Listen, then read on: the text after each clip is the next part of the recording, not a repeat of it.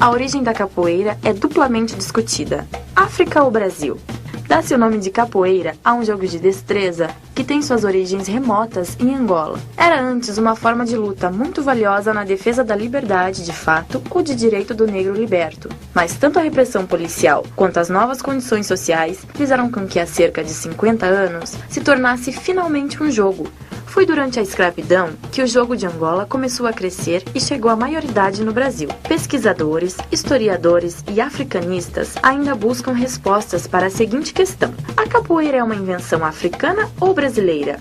As opiniões tendem para o lado brasileiro. No livro A Arte da Gramática de Língua Mais Usada na Costa do Brasil, do padre José de Anchieta, editado em 1595, há uma citação de que os índios tupi-guarani divertiam-se jogando capoeira. Guilherme de Almeida, no livro Música no Brasil, sustenta serem indígenas as raízes da capoeira.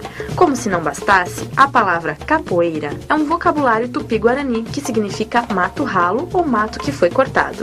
O professor austríaco Gerard Kubb, antropólogo e membro da Associação Mundial de Folclore e profundo conhecedor de assuntos africanos, diz estranhar que o brasileiro chame a capoeira de Angola, quando ali não existe nada semelhante. Brasil Gerson, historiador das ruas do Rio de Janeiro, acha que o jogo nasceu no mercado, quando os escravos chegavam com um cesto, capoeira, de aves na cabeça, e até serem atendidos, ficavam brincando de lutar, surgindo daí a verdadeira capoeira. Por fim, Câmara Cascudo afirma ter sido trazido pelos Bento-Congo angolenses que praticavam danças litúrgicas ao som de instrumentos de percussão, transformando-se em lutas aqui no Brasil, devido à necessidade de defesa destes negros.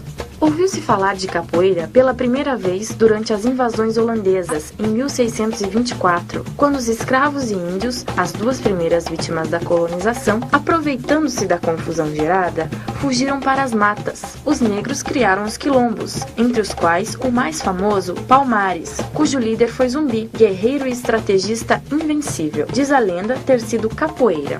Após esta época, houve um período obscuro e o renascimento do século XIX, transformando-se então num fenômeno social que tomou conta de centros urbanos como Rio de Janeiro, Salvador e Recife. As maltas de capoeiristas inquietavam os cidadãos pacatos do Rio de Janeiro e se tornaram um problema para os vice-reis. A literatura de Machado de Assis e a arte de Debré registravam a presença da capoeira nos costumes da época. Os capoeiristas viviam em maltas, verdadeiros bandos que recebiam apelidos como guaiamuns ou nagôs. As maltas tiveram participação ativa em fatos históricos como a Revolta dos Mercenários, soldados estrangeiros contratados para a Guerra do Paraguai se rebelaram e foram rechaçados pelos capoeiristas. Nas escaramuchas entre os monarquistas e republicanos e até na proclamação da República. As maltas da Bahia foram desorganizadas por ocasião da Guerra do Paraguai. O governo da província recrutou a força dos capoeiristas, que fez seguir para o sul como voluntários da pátria. Manuel Querino conta que muitos deles se distinguiram por atos de bravura no campo de batalha. Quando brigavam entre si, o grito de guerra assustava os estranhos ao ramo. Fecha, fecha! Gritavam no início de briga e ai de quem estivesse por perto. Consta que a guarda pessoal de José do Patrocínio e do próprio imperador Dom Pedro I era formada por capoeiras. Esse prestígio começou a cair com as leis abolicionistas.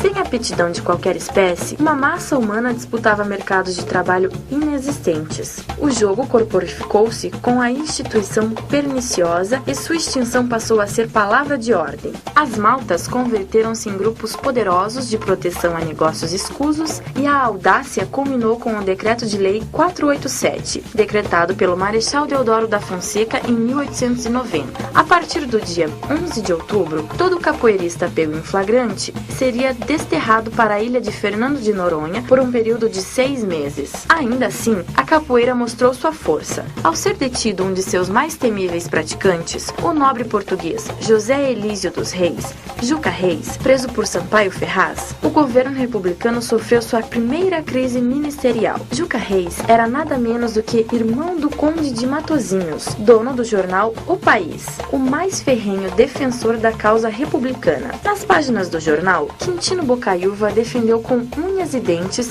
a liberdade de Juca e o governo do Marechal foi obrigado a voltar atrás. Ele acabou retornando para Portugal. A hora final chegou para as maltas do Recife, mais ou menos em 1912, coincidindo com o nascimento do Paço do Frevo, legado da capoeira.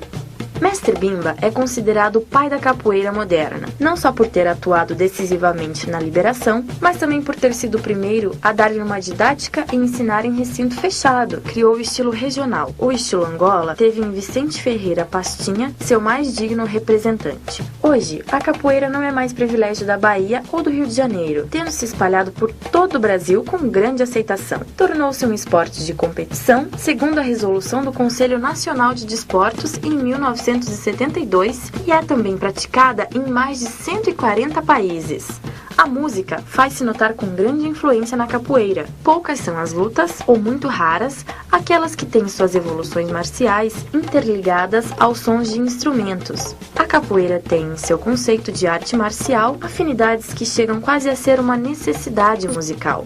Sons de percussão, dando um ritmo ao corpo que, com as vibrações sonoras, anima-se a tal ponto que estudiosos já aceitam que o som usado na capoeira provoca reações conscientes e inconscientes de força no capoeira.